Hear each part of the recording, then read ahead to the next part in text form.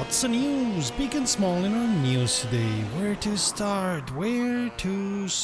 Let's start right here, right now. Greetings petrolheads and welcome to romrom.net, the channel sharing the joy of sim racing, and to a regular news roundup where we tell you all that's new in the world of sim racing, racing games and anything else of interest to petrolheads in all things digital. If you have any news for us, send us a mail to news@romrom.net. My name is Serta and I will be your host for this video. Before we start, remember that if you want to be informed about new videos, click subscribe and also click on the bell and become part of the ever-growing RomRom family. Kartkraft got some updates in the last weeks. The changes include the UI with new ways of setting up wheels, which doesn't work that well for me, I must say. I don't know why my G29 was not recognized and it was a pain to set up correctly. Also, you can now reposition elements of the HUD to fit your personal preferences, but only on flat, not on VR. Also, they've added triple screen support. The developers have been also changing the code so that in future track mods can be loaded and will be releasing a track modding tool at some point in the future. You can now change the opponent's car's volume if you consider them being too loud. And surely a big relief for the developers was that they solved a bug that was causing 3/4 of all reported crashes. Small cause, big change. Whether you have already linked your Facebook account and your Oculus VR headset or not, be advised that if you ever delete your Facebook account, you will lose any game you have bought through the Oculus shop, as the closure of your Facebook account will wipe out your access to the Oculus software and the shop, possibly rendering your VR set unusable while at it. Of course, Facebook will never delete the data, as they never ever delete any data if they are not forced by law, and even then we're not sure they've broken the law often enough, but you won't ever again get access to your Oculus account and the games you paid for. And let's not forget, if you set up a Facebook account only for your access to Oculus and not your real account, should you even have one, it's very possible that account will get banned and, you guessed it, your access to the Oculus headset, software and shop lost forever too. We have no idea what will happen to your Oculus account. In the very strong possibility the anti-monopolistic initiatives by the US of A and the EU force Facebook to get significantly slimmer. This goes to support our recommendation to avoid any Oculus hardware like the plague. At least for the time being, as you will be bound to a company that not only has broken national and international laws repeatedly, it's also on the verge of being forced to change drastically exactly because of this kind of monopolistic behavior. We're told there's also many other good VR headsets out there for acceptable prices. We'll have to look into them in the future. While this is more in the realm of real-life racing, we've enjoyed the Adelaide racing track in so many sims like Assetto Corsa and Automobilista 2 that we feel almost at home on it. Sadly, Sims will be the only place left to enjoy the track, as the South Australian government considers the race quote unviable, end quote, thus ending 20 years of this fantastic track. A declining fan base, as well as the impossibility to recoup the costs this and next year because of the pandemic, are the most important reasons for this decision. The money the race costs the state will be spent in smaller events and we suppose to support local businesses. Personally, I love the Adelaide track and have been watching the races there whenever I could, as it's one of the finest city tracks we've ever encountered. While sad, this is a very understandable decision. On the 15th of November, the sim racing group Global Enduro is organizing its first annual F3 Grand Prix at Macau in rFactor 2. The race will be over 15 laps and server will be up for practice at 20:30 CET or 19:30 UK time. They will be running a longer test session on Sunday 8th of November, so there will be plenty of time to get acquainted with the track and the kart and to develop setups. Sign-up forms and further details can be found on their Discord server, link in the description. Very quick, if you've been thinking about buying a sim, you only have one day left to do so in Steam's Halloween sale. If you want some recommendations, check the video we published yesterday, links up there somewhere. Not only do we have a roadmap update from Razer, we've gotten new content for our favorite Latin American sim. About the roadmap, first of all, they've made it clear that their philosophy for development and release is more get it done, fine-tune later, and less let's get the best release out no matter how long it takes. I am more a fan of the latter, but I understand why they go for the former and accept it as their way to go. So what's coming now? It's a big bunch of GT3s and GT4 cars, which will surely bring many videos comparing Assetto Corsa Competizione and Automobilista 2, which I think would not be fair as we're comparing apples and oranges.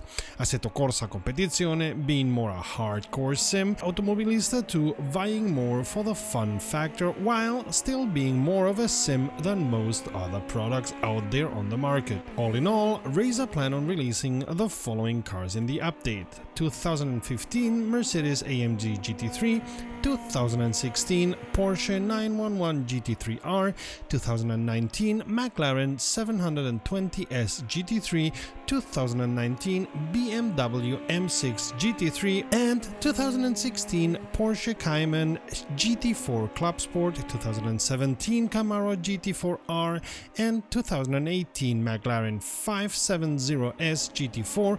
Yeah, there's big holes there, which we suppose Razer is trying to patch up as soon as possible. Let's give them time. Another addition to the Automobilista 2 roster will be the Porsche Carrera, as raced in the Brazilian Porsche Carrera Cup in 2020. The newest addition to their track list will have many of you drooling, as it will be the Nürburgring, both in the GP layout and in the form of the infamous Nordschleife. For now, both will be only available in the modern version, but as they did with other tracks already, historic versions will come in time. That would make it very interesting for me, as the Nürburgring has a long history with many changes over the decades. For those who own the DLC, either because they buy it or because they bought the premium track pack or the season's pass, the historic version will come at no further cost. For those of you willing and able to do such things, the update will bring livery customizations, although for now this means any livery you paint will replace the liveries in the game. In future you will be able to add to the existing ones. Also, Razer have yet again worked on the force feedback, which has been our biggest gripe with the sim since the beginning. Hopefully this will bring at last a quantum leap for all of those who, like us, suffer under rather soft and mediocre force feedback. Of course, as this is Razer we're talking about, this is not all. They've also worked on the physics and the AI, which at least before the update had not reached the very good levels the AI from Automobilista 1 had. Also, they've worked on the 3D animations and the graphics, bringing more detail to the damage model and more details to the tracks. The price, by the way, hasn't changed one bit, well, outside of the Halloween deal we talked about yesterday. Whew, that was a big piece of news. WRC9 is getting 6 new stages added to the Finland rally. Also, they've added driver Hayden Paddon and his co-driver John Kennard to the roster and added a photo mode for all the cool pictures you can do in a rally. Luckily not the pictures you'd make from within the car whilst driving. Unluckily or luckily for some friendships and families, the co-driver mode is not finished yet. Oh, and in other news, according to Codemasters, Dirt Rally 2 has surpassed the 9 million players. I know, this is far from sim racing. Nevertheless, I know some of you enjoy this game, which is publishing the Alpine farming expansion with a new map and new vehicles on November 12 for PC, Xbox One and PS4. As farming on a mountain is a whole different world from normal farming, the developers have licensed many special vehicles and farming equipment and are delivering 30 new ones for this DLC. You can pre-purchase the DLC already at the same price the base game costs, that's €20 USD, and if you own the premium edition or a season's pass, you'll get this DLC included. By the way, you can pre-order the premium edition for PC for €40 and get the base game, this DLC and all the other DLCs plus future DLCs in one go as soon as the game appears for PC. Just saying. Oh, and believe it or not, the third season of Farming Simulator as an esport league will start end of November with the first tournament that will be streamed on Twitch. And in case you're asking yourself what the big fuss is, the prize pool is €250,000, which buys you a lot of DLCs if you ask me. And if you're interested because of the 250,000 reasons I just gave you, you can download the esports DLC for free and start training. You have less than 1 month to become a champion. And sharing is caring, okay? The most important thing in the Studio 397 update is their explanation how they plan to work out the competition system. The way we've understood it, once you join a competition, rFactor 2 will subscribe you to any content in the workshop that is needed for it. If it's for sale content, the system will try to find you the best deal for it. Then everything gets loaded into your system and you should be ready to race, at least on the software side. Once the race is finished, the results get added automatically to the competition overview. Studio 397 plans to publish a beta of the competition system around the end of December. They've also made it clear that in this beta there will be no rating system, no way to submit protests and sadly no endurance racing. Those are planned for next year. Once the beta has started, they look forward to feedback from the community about the competition system and will react and change accordingly.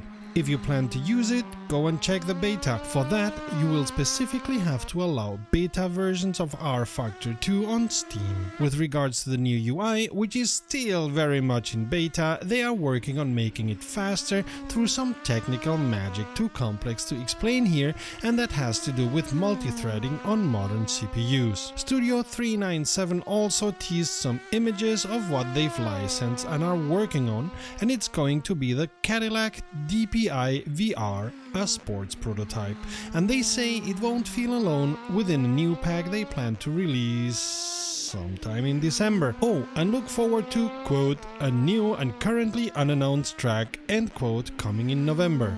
There is always new and unannounced content in our channel and old but still fresh too, so check the playlist to the left or the video to the right. Until next time, save fuel, collect pickup, and we'll see each other on the podium. Visit romrom.net to connect to fellow sim racers and sim racing fans.